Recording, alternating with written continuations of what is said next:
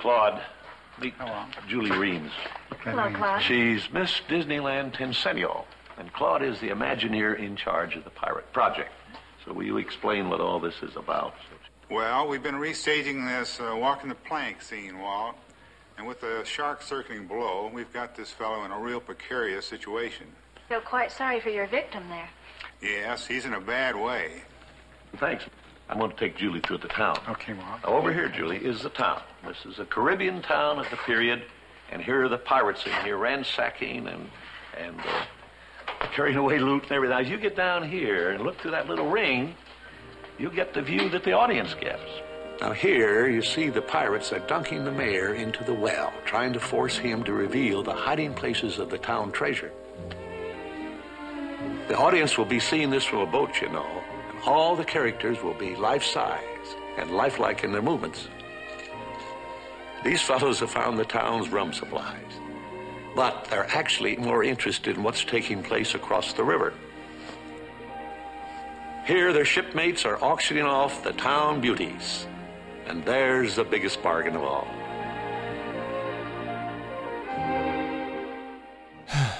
I mean, I still don't get it. Pirates of the Caribbean, Maraschino, Cherry, whatever you want to call it, is one of the most beloved Disney attractions of all time. And I know I say that to open up a lot of videos, but it's like, it's this one in the Haunted Mansion, right? Like, it's like those are the two. And as I mentioned in my previous video, the one before this, they both have very similar stories. Not like pirates and ghost pirates going together. I mean, there are some skeletons, but the story is left intentionally vague so that guests can take in the atmosphere, the music, the audio animatronics, and sort of melt into this world rather than being an active participant. You're sort of like a passive side character in Pirates and Mansion. Last time we talked about the Raven and the Haunted Mansion death theory, but this week I wanted to talk about the all-encompassing, the entire story of pirates from beginning to end. Because we don't know who the mansion even belongs to, but Pirates, while being still extremely vague about its story, gives us a hint here and there as to what's going on, where we are, and who these people are. Who these people are.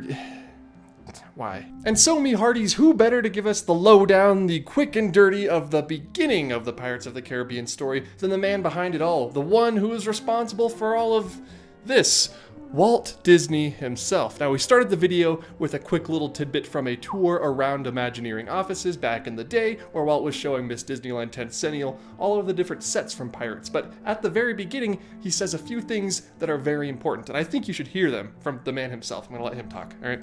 Right through the lagoon, and then as they get around here, we're going to take them down a waterfall and take them back into the past, into the days of the pirates, you know, where the whole Caribbean area was full of pirates, and they're always sacking towns and things. And you believe in pirates, of course. Oh, yes. What? Did he just ask her if she believes in pirates? And you believe in pirates, of course.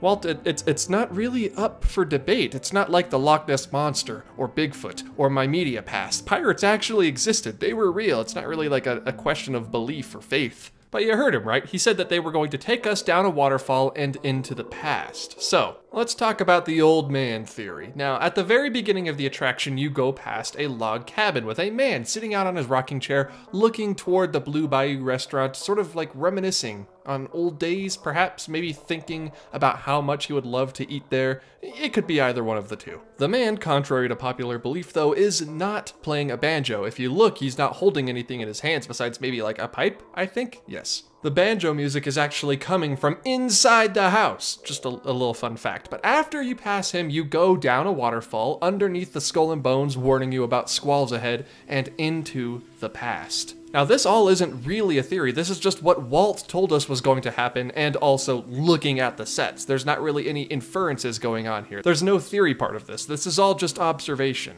So there you go. That's all established. We can go ahead and get that out of the way right off the bat. You do go back in time when you go down that first waterfall. That second waterfall that you go down, I'm assuming that's just a normal waterfall. One of these is this temporal portal back in time from New Orleans to the Caribbean, and then the second one is just like a dip in the rocks that you have to go down, which I mean is fair. They're both fun. Maybe that's why you don't get as wet on the second one as you do on the first one. Oh my, it's all coming together. Wow, Disney was really thinking ahead. So next we arrive in the Pirate Caves, a sort of shipwreck cave fortress full of skeletons. Are these pirates turned skeletons? Did they die holding the wheel of a boat? Or were they cursed somehow? And I think newly reintroduced audio can help us with that, because a narrator, a voiceover in the tunnel that used to be home to the Davy Jones projection waterfall, now home to the cutest little octopus I've ever done seen, talks about the cursed treasure. Ye know where it be hidden? Proceed at your own risk. These pirates are cursed, much like in the movie. They stole the Aztec gold, they got cursed. These pirates, though, I don't know. They seem pretty dead to me. No, he's not moving. They seem dead.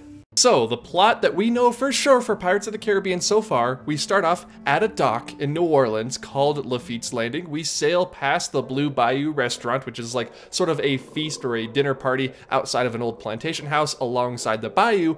In the bayou, we pass an old man not playing the banjo and go down a waterfall back in time to the time of pirates, going out toward the open ocean and toward the Caribbean. After sailing through the caves, we come upon the cursed treasure and are warned by the voices of past pirates affected by this treasure to leave it alone. Who knows when that evil curse will strike the greedy beholders of this bewitched treasure? That's what is said to us as we pass through from the old skeleton pirate realm to the alive pirate realm. And, you know, the alive pirates are actually quite a bit worse than the dead pirates or cursed pirates.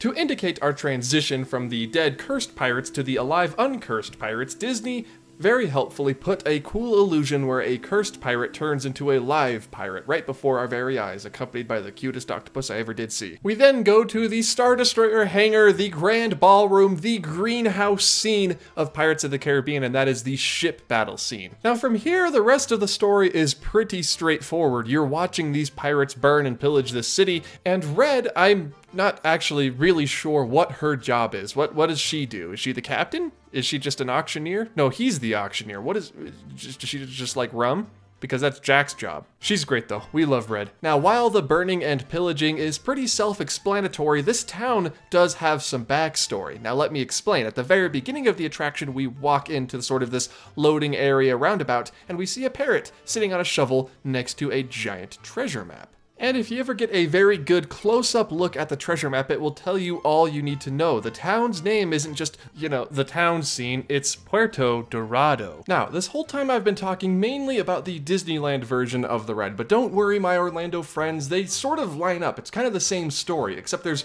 one part of Puerto Dorado that you do not see in the Disneyland version, even though I've been on record multiple times saying that the Disneyland version of Pirates is the best in the entire world, because Pirates of the Caribbean at the Magic Kingdom sort of takes place within its own mini-land. Within Adventureland, you do not start in New Orleans Square or in New Orleans on a dock. You start your pirate journey instead already near Puerto Dorado in a fort called Castillo del Morro, or Castle of the Hill. A Spanish fort that defends not just the little area outside of the attraction, but also it overlooks Dead Man's Grotto, the caves that you go through at the beginning of the Disneyland and Disney World versions. I guess we just don't see it in the Disneyland version, so next time you're riding through the caves at Disneyland, look around, make sure there's no forts anywhere trying to sneak up on you, because it's there.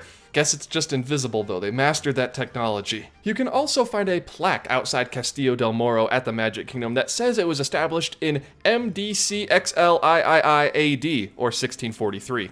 I had to look that up. But once you get into Dead Man's Grotto, the caves, the attraction is more or less the exact same. You go through different parts of the caves in the Magic Kingdom version, but you still do go through the very same town of Puerto Dorado. All of this taking place, by the way, on the island called Isla Tesoro, or I guess it would just be Tesoro, because Isla is Spanish for island, so I just said island, Tesoro. But Tesoro is also Spanish for treasure, so Isla Tesoro, island, treasure island? Oh, I did just put that together. Yes, that is news to me.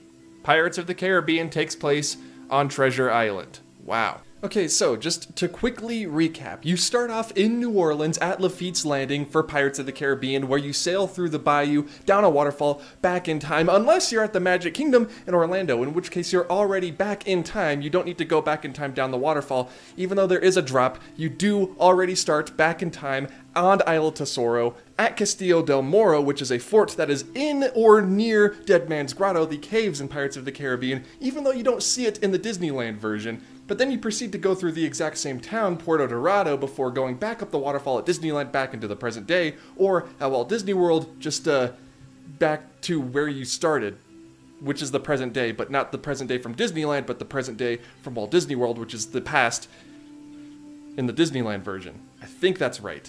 Oh, and we haven't even touched what is the curse of the cursed treasure from the Disneyland version that isn't present in the Disney World version, even though there are cursed pirates. I guess it would be the same cave system, so probably the same pirate crew. But what's the curse? Does it turn them into skeletons? Are they alive? They're laughing. You can hear them laugh in the ride. And then on top of that, we have the whole Jack Sparrow, Barbossa, Davy Jones, Blackbeard saga that's going on sort of in the background of this whole main storyline that we've been following this entire time. What's Jack Sparrow doing in Puerto Dorado? Is he looking for the cursed treasure? Is he part of the cursed treasure? What's Barbossa doing? Is he following Jack Sparrow? Davy Jones isn't even in it anymore. Is he cursed too? Is the ride canon to the movie universe or vice versa? These characters do cross over. And then on your way back up, at the end of the ride, you hear Blackbeard talking to you? I mean, what's the deal with that? Where's Blackbeard? Whose tiny little, I guess it's a normal-sized ship off in the distance is this? These are the reasons I love the Haunted Mansion and Pirates so much. There's so much left to the imagination. It's mostly just world building